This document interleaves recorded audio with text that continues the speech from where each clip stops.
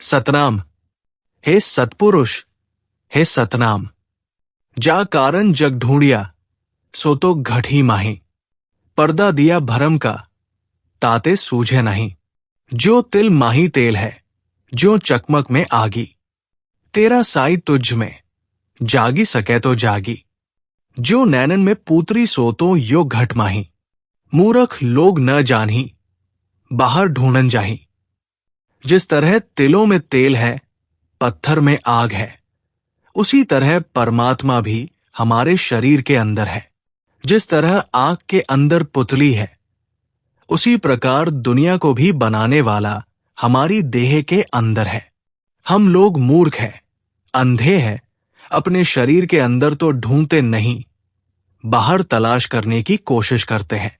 जिसकी खोज के लिए जंगलों पहाड़ों में भटकते फिरते हैं, जिसे हम मंदिरों में ढूंढते फिरते हैं, वो हमारे शरीर के अंदर ही है।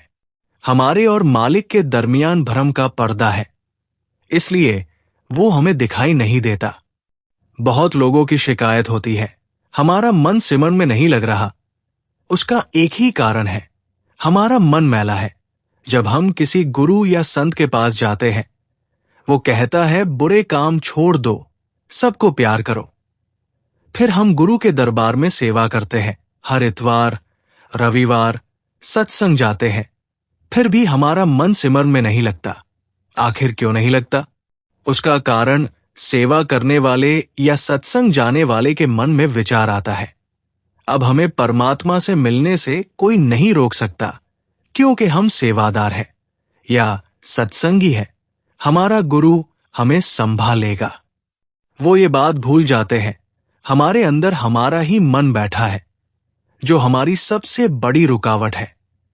हम गुरु के दरबार में गए थे मन को साफ करने, मगर हमारा गुरूर कि हमें कौन रोक सकता है, हमारे मन को और मैला कर देता है। इसीलिए जिस जगह सिमरन आना था, वो जगह हमारा गरूर ले लेता है।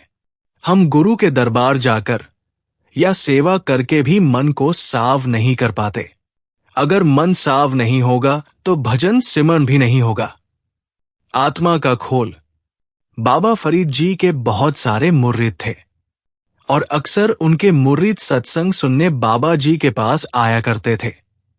एक बार हजरत सत्संग कर रहे थे, तभी एक शिष्य ने उठकर बाबा जी से प्रश्न किया कि बाबा जी, मैंने आपके कई सत्संगों में सुना है कि जब सच्चे पथिरों को तानाशाहों द्वारा अलग अलग तरह की यातनाएं दी गई, तब उनकी हालत इसके बिल्कुल विपरीत थी। जैसे प्रभु यीशु के हाथों में जब कील गाड़ दी गई, उनके सिर पर कांटों का ताज पहनाकर पूरे गांव का चक्कर लगवाया गया, तब प्रभु यीशु के मुंह से ये वचन कैसे निकले कि हे परमपिता, ये सब लोग सच्चाई से अनजान हैं, इन्हें नहीं पता कि ये क्या कर रहे हैं, इनको माफ कर देना। और फिर आपने एक सत्संग में मंसूर का वाकया भी सुनाया था कि मंसूर को जब सूली पर चढ़ा रहे थे, तो उन्होंने जल्लाद को देखकर कहा था कि ए अल्लाह, मैंने तुमको पहचान लिया है, आज तू इस जल्लाद के रूप में आया है। मुर्रीद ने कहा कि ए मेरे मुर्शद, मेरा सवाल यह है कि ऐसी अवस्था में इंसान या तो गुस्से से भर जाएगा या डर जाएगा, मगर इनकी हालत तो कुछ और ही है।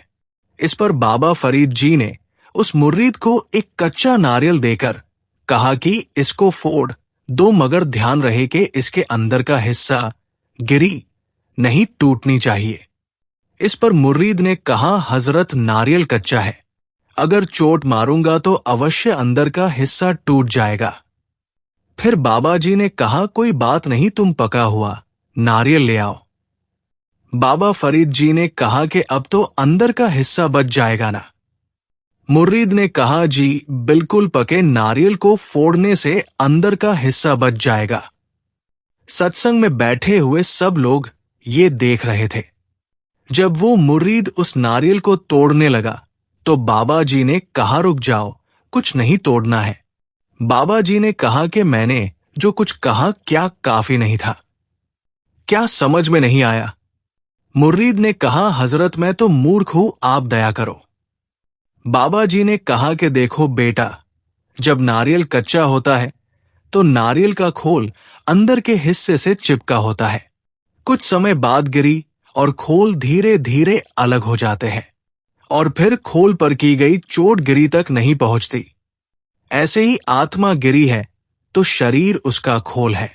संत, महात्मा, पीर, पैगंबर अपने जीवन में अभ्यास करके इस शरीर के खोल को आत्मा से अलग कर लेते हैं और फिर धर्मराज के द्वारा भेजा हुआ यमरूपी हथौड़ा शरीर पर तो मार करता है, पर आत्मा को स्पर्श नहीं कर पाता, जिससे आत्मा निर्भय हो जाती है और मौत का डर खत्म हो जाता है और अभ्यास से परमात्मा का इष्ट आत्मा में उतर जाता है और द्वैत खत्म हो जाती है, जिससे हर प्राणी में परमात्मा नजर आता है।